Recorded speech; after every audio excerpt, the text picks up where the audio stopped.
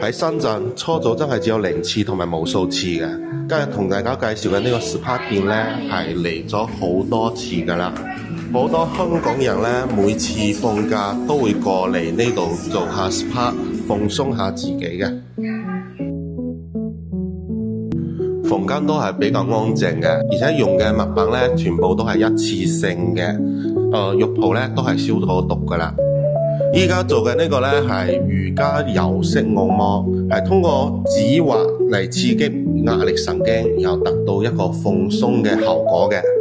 可以睇到而家小姐姐嘅手法係比較輕柔嘅。如果係邊度比較攰嘅話，都係可以麻煩小姐姐去做一個放鬆嘅。升級服務呢，仲可以加埋一個日式嘅泡泡水療搓澡嘅。房間呢係帶咗水療床嘅，即係唔使剝咗身之後周圍行嘛。我哋喺房間就一次性到位啦。好啦，而家就扶埋我哋嘅 model 上埋呢個搓澡床啦。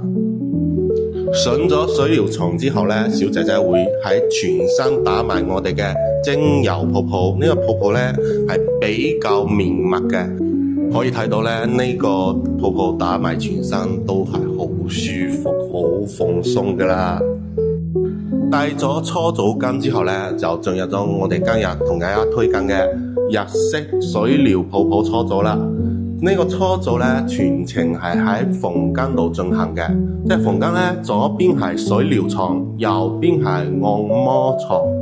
即係入咗房間之後咧，我哋就全程俾埋小姐姐操作就得啦。